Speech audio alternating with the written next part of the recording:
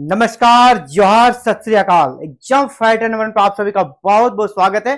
और फिर से यूजीसी नेट के एक नई क्लासेस में आप सभी का ग्रांड वेलकम है, जहां पे हम लोग, जैसा मैंने प्रॉमिस किया था, नेक्स्ट वीक से हम लोग एक नई यूनिट को स्टार्ट करेंगे। आईसीटी हमारा कंप्लीट हो गया है, फर्स्ट लेयर कंप्लीट। देखिए, कोई भी सिलेबस कभी भी पूर्णतः कंप्लीट नहीं माना जाएगा, है ना। उसमें नई नई चीजें हमेशा हम लोग ऐड करके पढ़ सकते हैं जैसा समय मिलेगा। अभी जितना समय था उसके अनुसार मैंने आईसीटी का जो फर्स्ट लेयर है वो कंप्लीट करा दिया है। अब हम लोग यूनिट 9 में आ गए हैं, और यूनिट 9 हमारा क्या है? पीपल, डेवलपमेंट एंड इन्वायरमेंट, है ना। मानव विकास और पर्यावरण, इन तीनों का जो संबंध है इसी के बारे में यहां पर पढ़ा जाएगा। तो सिलेबस का क्या निचोड़ है वो मैं बताने का प्रयास करूंगा। और ये किसके लिए इंपॉर्टेंट है क्लास? यूजीसी नेट पेपर 1 जो कि दिसंबर में होने वाला है, उसके लिए तो है ही। हमारा मिशन है जेआरएफ, तो दिसंबर में आपको जेआरएफ मिलेगा। ये क्लास उसके लिए है। ये क्लास उसके लिए है जो बिहार में बैट आने वाला है, बिहार एलिजिबिलिटी टेस्ट। झारखंड में जेट आने वाला है, झारखंड एलिजिबिलिटी टेस्ट। यानी ये तीनों का कंबाइंड क्लास है, 3 in 1। एक तीर से हम लोग 3 निशान लगाएंगे, जहां पे यूजीसी नेट पेपर 1 कवर हो रहा है, बैट का सिलेबस कवर हो रहा है, और जेट का, क्योंकि तीनों का सिलेबस सेम है। तो अगर आप नए हैं तो आपको बताते चले, एग्जाम फाइटर नंबर 1 पे यूजीसी नेट पेपर 1 और बैट और जेट की combined classes daily everyday night में 8 PM को कराई जाती है, बिल्कुल फ्री। तो ये अभी हम लोग नए यूनिट में आ गए हैं, यूनिट 9। यूनिट 9 में हमारा ये पहला क्लास है, क्लास नंबर 1 है, जहां पे हम लोग मानव विकास और पर्यावरण को पढ़ेंगे, पीपल, डेवलपमेंट एंड एनवायरनमेंट। ये क्लास नंबर 1 है। तो चलिए स्टार्ट करते हैं आज के क्लासेस को। सबसे पहले हम लोग समझेंगे ना, सबसे पहले हम लोग समझेंगे इसके सिलेबस में आखिर हमें पढ़ना क्या है ना। लोग, विकास और पर्यावरण, पीपल, डेवलपमेंट एंड एनवायरनमेंट में आखिर पढ़ना क्या है, इस सिलेबस का उद्देश्य क्या है, तब आपको समझ में आएगा कि आखिर हमको इसमें पढ़ना क्या पड़ेगा। तो देखिए, ये सिलेबस जो शामिल किया गया है, इसके थोड़ा उद्देश्य को जान लें, इसका ऑब्जेक्टिव जान लें, तब क्या होगा ना, इससे आपको ये पता चल जाएगा कि हमें क्या पढ़ना चाहिए, किस प्रकार का प्रश्न आएगा, आपको इसी से पता चल जाएगा किस प्रकार का प्रश्न आएगा, अगर आपको ऑब्जेक्टिव पता है तो। उद्देश्य में क्या है ना, अभ्यर्थियों को जो विकास की प्रक्रिया है, हमारा डेवलपमेंट प्रोसेस है, उसमें मानव गतिविधियों और पर्यावरण पर पड़ने वाले प्रभाव और परिणाम के विभिन्न पहलुओं से परिचित कराना। पहला उद्देश्य क्या हो गया कि जो हमारा डेवलपमेंट है, विकास है, डेवलपमेंट का जो प्रोसेस है, इसमें मानव की जो गतिविधियां हैं, इससे पर्यावरण पर क्या प्रभाव पड़ता है। जैसे हमने रोड बना दिया, तो जो वहां पे पेड़ पौधे थे उसका हमने कटिंग करा दिया, इससे पर्यावरण पर क्या प्रभाव पड़ेगा, इसका क्या परिणाम होगा, इसके विभिन्न पहलुओं से परिचित कराना स्टूडेंट को पहला उद्देश्य है। इस अध्याय में लोग, विकास और पर्यावरण से संबंधित सभी महत्वपूर्ण तथ्यों, जैसे आपका सतत विकास, सस्टेनेबल डेवलपमेंट को आपको देखना होगा, यहाँ पर पढ़ना होगा। इसके बाद आपको जो मुख्य है, प्रदूषण, कितने प्रकार के प्रदूषण होते हैं, प्रदूषण क्यों होता है, इसके लिए क्या उपाय है, इस प्रदूषण को रोकने का क्या उपाय है। इसके अलावा जलवायु परिवर्तन, अंतर्राष्ट्रीय समझौते, जो कॉप सम्मेलन होते हैं, उसके बारे में पढ़ना होगा। प्राकृतिक आपदा प्रबंधन, है ना, डिजास्टर मैनेजमेंट, जो अभी नया सब्जेक्ट भी इंट्रोड्यूस किया गया है, उसका एक छोटा सा पार्ट आपको यहाँ पर पढ़ना होगा। अब तो ये एक अलग सिलेबस ही बन गया है प्राकृतिक आपदा का। इन सभी का विस्तृत रूप से समाहित यहाँ पर इस सिलेबस में है। ये सिलेबस का निचोड़ है। यहाँ पर ह्यूमन डेवलपमेंट, मानव का जो विकास है, और उस विकास की प्रक्रिया में पर्यावरण पर उनका जो प्रभाव पड़ता है और इसका क्या परिणाम होगा, ये आपका ऑब्जेक्टिव है। इसके बारे में स्टूडेंट जाने, ये ऑब्जेक्टिव है।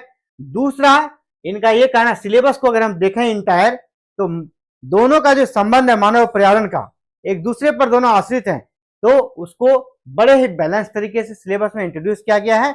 इसमें और चीजें क्या है कि जो पर्यावरण को संरक्षित करने के लिए जो वैश्विक सम्मेलन होते हैं, जिसको हम लोग कह सकते हैं जलवायु परिवर्तन है, प्रदूषण कितने प्रकार के हैं, कौन कौन से प्रदूषण के लिए कब इस प्रदूषण को रोकने के लिए समझौते हुए हैं, उन सभी समझौतों को देखना है। अभी नया जो चल रहा है, अभी प्रचलन चल रहा है, अभी वो जमाना उसी का है कि हम लोग सतत डेवलपमेंट करेंगे, डेवलपमेंट भी करेंगे लेकिन पर्यावरण को क्षति नहीं पहुंचाएंगे। अगर पहुंचाएंगे तो कम से कम क्षति पहुंचे, ये हमारा प्रयास रहेगा। आप देख पा रहे हैं अब हमारा जो ईंधन का स्रोत है, चाहे वो कार हो, अब क्या देख रहे हैं, वो सीएनजी से चल रहा है, अब क्या देख रहे हैं, इलेक्ट्रिक से चल रहा है। ये सब जो हमारा डेवलपमेंट भी हो रहा है, लेकिन हम लोग पर्यावरण को क्षति पहुंचा रहे हैं कि नहीं, तो सतत विकास की ओर हम लोग बढ़ रहे हैं। यानी इन सभी चीजों को शामिल किया गया आपके सिलेबस में। ऑब्जेक्टिव और सिलेबस का ये निचोड़ था आपके लिए, है ना। कुछ ही शब्दों में मैंने बताने का प्रयास किया। हमारा आज टॉपिक रहेगा विकास और पर्यावरण, डेवलपमेंट एंड एनवायरनमेंट। इसमें हम लोग देखेंगे कि आखिर पर्यावरण कितने, पर्यावरण का जो परिभाषा है उसमें मानव और उसके आस पास जितनी भी चीजें हैं, है ना, वो सभी एक पर्यावरण का ही हमारा अंग है। तो अगर देखा जाए पूरे पर्यावरण को, तो इसको हम 3 वर्गों में बांट सकते हैं। एनवायरनमेंट का क्लासिफिकेशन करें तो कितने वर्गों में बांट सकते हैं, 3 वर्गों में। तो कौन कौन से 3 वर्ग हैं? पहला है प्राकृतिक पर्यावरण, है ना। पहला क्या है? प्राकृतिक पर्यावरण यानी नेचुरल एनवायरनमेंट। नेचुरल एनवायरनमेंट पहला है। प्राकृतिक पर्यावरण में हम लोग किसको पढ़ेंगे? प्राकृतिक पर्यावरण में जैविक और अजैविक दोनों तत्व शामिल हैं। जैविक है ना, जीव से संबंधित, अजैविक जहां जीव नहीं है। तो दोनों प्रकार के तत्व को मिलाकर जो हमारा पर्यावरण बनता है उसको हम लोग प्राकृतिक पर्यावरण पर कहते हैं। और जैविक घटक में हम लोग किसको किसको शामिल कर सकते हैं? इसमें मनुष्य हो गया, जीव जंतु हो गया, पौधे। मनुष्य, जीव जंतु और पौधे सभी क्या है? सजीव है। तो इनको हम लोग जैविक घटक में शामिल करेंगे। और अजैविक में क्या आ जाएगा हमारा? अजैविक घटक में हमारा स्थल आ जाएगा, जल आ जाएगा, वायु आ जाएगा, मृदा आ जाएगा। इनको शामिल करते हैं।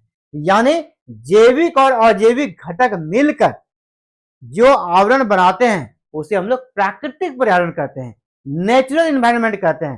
तो जैविक में क्या होगा? जीव से संबंधित, मनुष्य हो गया, जीव जंतु, पौधे, पशु पक्षी, जिसको भी शामिल करते हैं जिसमें जान हो, जो कि लिविंग थिंग्स हो। और अजैविक में स्थल हो गया, जल हो गया, वायु हो गया, मृदा हो गया। इनका जो कंबाइंड हमारा आवरण है, इसी को हम लोग पर्यावरण कहते हैं। कौन सा पर्यावरण? प्राकृतिक पर्यावरण।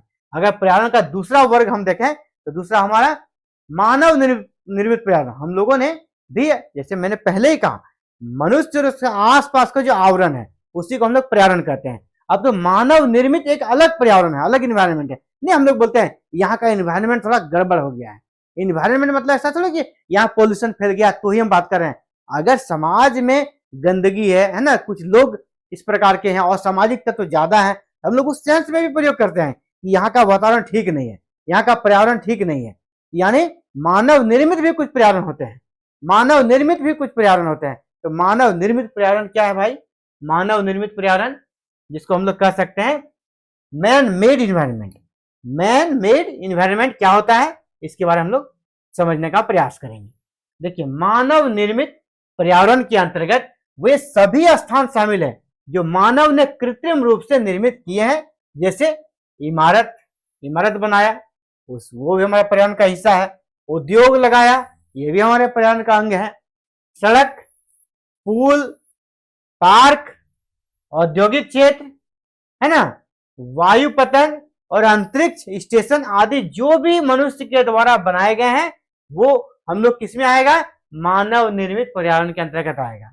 जो भी चीजें मनुष्य के द्वारा बनाए गए हैं और हमारे आसपास चीजें वो दिख रही है ना, तो वो हमारा किस पर्यावरण का अंतर्गत आएगा? मानव निर्मित पर्यावरण। अब हम लोग पर्यावरण का जो तीसरा अंग है उसको देख लेते हैं। तीसरा अंग में हमारा सामाजिक पर्यावरण। सामाजिक पर्यावरण ये भी हमारा मानव पर्यावरण से ही जुड़ा हुआ चीज है, लेकिन इसका क्लासिफिकेशन अलग है, क्योंकि ये इसको हम भौतिक रूप से छू नहीं सकते हैं ना, इसको हम भौतिक रूप से छू नहीं सकते हैं। जैसे सड़क मैंने बताया, पुल बताया, उसको हम भौतिक रूप से छू सकते हैं, स्पर्श कर सकते हैं। लेकिन अब हम लोग सामाजिक पर्यावरण में जिन चीजों को देखेंगे, जिसके बारे में मैंने एग्जाम्पल दिया कि समाज का वातावरण प्रदूषित हो गया है, यहाँ का वातावरण सही नहीं, यहाँ का पर्यावरण सही नहीं है, इन्वायरमेंट, यहाँ का माहौल, इन्वायरमेंट को माहौल के सेंस में भी आप प्रयोग करते हैं, यहाँ का इन्वायरमेंट सही नहीं है, तो उसको हम लोग क्या करते हैं? सामाजिक पर्यावरण यानी सोशल इन्वायरमेंट में रखते हैं उन चीजों को जो मैंने बताया है। जैसे कोई अगर कह रहा है कि नहीं यहाँ पे मत रहो यार, यहाँ जैसे आप स्टूडेंट है, आप पढ़ने के लिए कहीं गए, आप ऐसा जगह में नहीं रहिएगा ना जहाँ डेली शराबी आके गैंग वार करे, शोर शराबा करे, यानी वहां का इन्वायरमेंट सही नहीं है। आपके पेरेंट्स या आपके टीचर्स क्या कहेंगे, ऐसा जगह जाइए जहां पे पढ़ने का इन्वायरमेंट हो, स्टडी का इन्वायरमेंट, यानी वो किसमें आएगा, सोशल इन्वायरमेंट में। तो सोशल इन्वायरमेंट में क्या आ जाएगा, सामाजिक पर्यावरण में सांस्कृतिक मूल्य एवं मान्यताओं को सम्मिलित किया जाता है। पृथ्वी पर भाषाई, धार्मिक, रीति रिवाजों, जीवन शैली आदि के आधार पर सांस्कृतिक पर्यावरण का निर्माण होता है ना। सबका अलग अलग भाषा है ना, सबका अलग अलग भाषा है, सबका अलग अलग रीति रिवाज है, जीवन शैली अलग अलग, पहनावा अलग अलग है। सांस्कृतिक पर्यावरण का निर्माण इन्हीं सबको मिलाकर संयुक्त रूप से होता है। तो पर्यावरण के जो 3 अंग है इसको आपने समझ ही लिया, ये पर्यावरण के 3 अंग है। और पर्यावरण में बहुत सारे, इस चैप्टर में हमें बहुत सारे सूचकांक के बारे में पढ़ना है, बहुत सारे रिपोर्ट के बारे में पढ़ना है, और वैसे रिपोर्ट जो हमारा मनुष्य और पर्यावरण से संबंधित है, जिसमें सबसे पॉपुलर और सबसे बेसिक जो हमारा है मानव विकास सूचकांक, ह्यूमन डेवलपमेंट इंडेक्स। तो इसको हम लोग बेसिक रूप से समझेंगे, आखिर HDI क्या है, ह्यूमन डेवलपमेंट इंडेक्स HDI क्या है, मानव सूचकांक क्या है, इसके बारे में समझने का प्रयास करेंगे। तो संयुक्त राष्ट्र संघ ने, यानी यूएनओ संयुक्त राष्ट्र संघ ने विकास और पर्यावरण के मध्य संबंध को देखते हुए समपोषणीयता की अवधारणा दी तथा मानव विकास सूचकांक भी जारी किया। तो मानव विकास सूचकांक किसके द्वारा जारी किया गया है, संयुक्त राष्ट्र संघ के, यूएनओ के द्वारा। बाद में देखेंगे यूएनओ के भी बहुत सारे विंग है, तो कौन सा विंग इसको जारी करती है उसको देखेंगे, जारी करता है। यह सूचकांक क्या करता है ना, विश्व के लगभग सभी देशों के लिए जारी किया जाता है। यह सूचकांक यूएनओ जारी करती है। यूएनओ में कितने मेंबर हैं, 193। यूएनओ में कितने देश हैं, 193। तो सभी देशों के लिए यह सूचकांक प्रति वर्ष, एवरी ईयर, यूएनओ के द्वारा जारी किया जाता है। चलिए, बेसिक हो गई। अगला, इसमें 4 आधार माने जाते हैं, है ना। मानव विकास के मुख्यतः जो आधार हैं कि मनुष्य का डेवलपमेंट, मान लो इंडिया के कॉन्टेक्स्ट में देखें, इंडिया में मानव का विकास हुआ है कि नहीं, इसको जानने के लिए इसके जो 4 बेसिक कह सकते हैं पिलर हैं, मुख्य 4 आधार स्तंभ है, वो क्या क्या है, समता। यहाँ समता किस प्रकार है, लोगों के बीच भेदभाव तो नहीं है, सभी को समानता मिला है कि नहीं, ये पहला देखा जाता है ना। या भेदभाव होता है क्या, तो अगर भेदभाव हो रहा है तो समता में वो क्या होगा, पिछड़ जाएगा, उसकी रैंकिंग घट जाएगी। दक्षता और उत्पादकता, है ना, उत्पादकता, प्रोडक्टिविटी क्या है, कैपेसिटी क्या है, आपकी यहाँ पर लोगों की कैपेसिटी क्या है और यहाँ प्रोडक्टिविटी क्या है, उसको देखा जाता है। भागीदारी और सशक्तिकरण, यानी कोई भी काम होता है वह पार्टिसिपेट करके करते हैं कि नहीं, भागीदारी बन के करते हैं कि नहीं, वो देखा जाता है। और चौथा हमारी स्थिरता, अगर कोई डेवलपमेंट हो रहा है तो वो स्थिर है कि नहीं, क्या अचानक से कोई आपको प्रवृत्ति देखने को मिला फिर अचानक से गायब हो गया, उस चीजों में स्थिरता है कि नहीं। ये 4 आधार स्तंभ माने जाते हैं, है ना। मानव विकास के ये 4 आधार स्तंभ मुख्यतः माने जाते हैं, लेकिन ये क्या है, अनऑफिशियल है। ऑफिशियली बात करें तो हम लोग उसी को मानेंगे जो कि यूएनओ करती है। यूएनओ जिन चीजों को मानती है वो आपका ऑफिशियल हो गया। तो यूएनओ जो HDI ह्यूमन डेवलपमेंट इंडेक्स जारी करती है, तो यूएनओ ने 3 सूचकांक, है ना, यूएनओ जो बनाया है, संयुक्त राष्ट्र विकास कार्यक्रम के तहत जारी मानव विकास सूचकांक के 3 आयाम है। इनके अनुसार संयुक्त राष्ट्र, देखिए यहाँ पर नया संगठन मिला, संयुक्त राष्ट्र विकास कार्यक्रम, इसी को बोलते हैं UNDP, याद रखिएगा। अब आपको पहला तो यूएनओ जारी करता है पर रिपोर्ट, HDI, यूएनओ का कौन सा विंग, यूएनडीपी जारी करता है हमारा HDI ह्यूमन डेवलपमेंट इंडेक्स, इसको हिंदी में कहते हैं संयुक्त राष्ट्र विकास कार्यक्रम, यूनाइटेड नेशन डेवलपमेंट प्रोग्राम। अगर यूएनडीपी का फुल फॉर्म देखें तो यूनाइटेड नेशन डेवलपमेंट प्रोग्राम हो गया, वही जारी करती है प्रत्येक साल HDI ह्यूमन डेवलपमेंट इंडेक्स को। और ये जो जारी करती है, तो ये जो सूचकांक है हमारा मानव विकास सूचकांक ह्यूमन डेवलपमेंट इंडेक्स, इसके 3 आयाम होते हैं। क्या क्या देखा जाता है इसमें, पहला जीवन प्रत्याशा, यानी कि उस देश के लोगों का जो एवरेज लाइफ है वो कितने ईयर का है ना, कितने ईयर तक वहां के लोग जिंदा रहते हैं।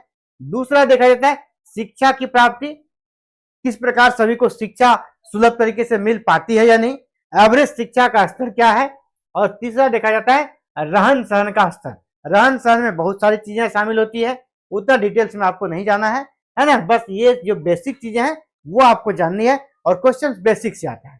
मैं एक बार हट जाता हूं, आप इसे स्क्रीनशॉट चाहे तो ले लें, है ना।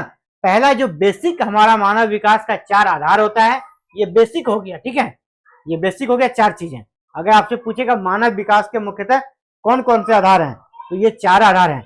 अगर यूएनओ के कॉन्टेक्स्ट में पूछा जाए, है ना, संयुक्त राष्ट्र विकास कार्यक्रम के कॉन्टेक्स्ट में पूछा जाए, यूएनडीपी के कॉन्टेक्स्ट में पूछा जाए, तो वहां पर 3 आयाम है, जीवन प्रत्याशा, शिक्षा और रहन सहन का स्तर, ठीक है। चलिए अब ये कैसे बना, कब बना, इसके स्टार्टिंग से देखते हैं।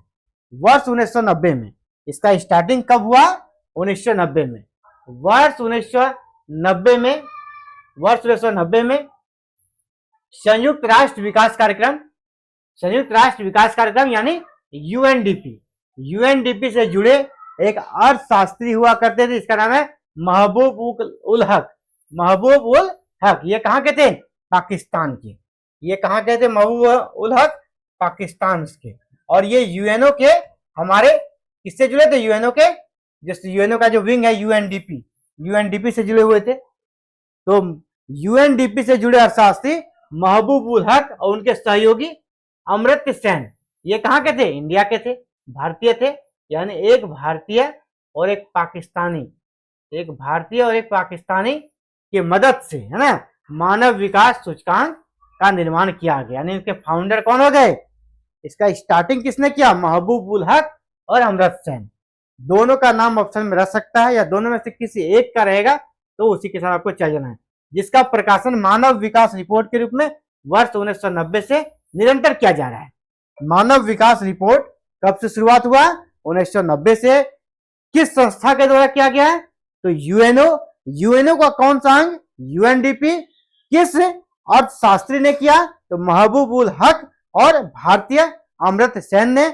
महबूब उल हक किस देश के थे, पाकिस्तान के थे, है ना। पहली बार रिपोर्ट कब हुआ, 1990 में, और प्रत्येक साल जारी होता है। तो करंट का प्रश्न पूछा जाता है, जैसे अभी 2024 है, अभी 2023-24 में भारत का रैंकिंग क्या रहा, ये पूछा जाता है। तो चलिए अब करंट में भी हम लोग आ जाते हैं। अगर इसको आप देखिए, गूगल में सर्च कीजिए, आपको यही मिलेगा, संयुक्त राष्ट्र विकास कार्यक्रम यानी यूएनडीपी की वैश्विक विकास सूचकांक यानी आपका ह्यूमन डेवलपमेंट इंडेक्स 2023-24 के मुताबिक भारत 193 देशों में 134वें स्थान पर है। 193 देशों में 134वें स्थान पर है। इस सूचकांक में भारत को कितने अंक मिले हैं, 0.644 अंक मिले हैं। भारत को कितने अंक मिले हैं, 0.644 अंक मिले हैं। और इसे किस श्रेणी में रखा गया है, मध्य मानव विकास श्रेणी में। यहां से 2 प्रश्न बनेंगे आपका। पहला, भारत की रैंकिंग 2023-24 में क्या है, 134वां है। भारत को कितने अंक दिए गए हैं इस सूचकांक में, तो 0.644 अंक दिए गए हैं।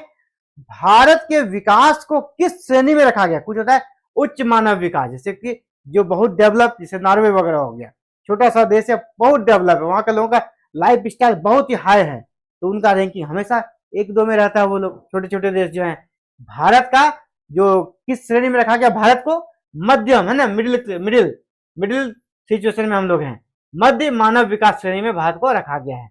मध्य मानव विकास श्रेणी, बहुत ही लो भी नहीं है, हाई भी नहीं है, मिडिल में। इतना बड़ा कंट्री है, हर किसी का एवरेज अगर निकाला जाता है तो कुछ लोग तो बहुत हाई लाइफ स्टाइल जी रहे हैं, है ना, लेकिन कुछ लोगों का बहुत ही बुरा स्तर है।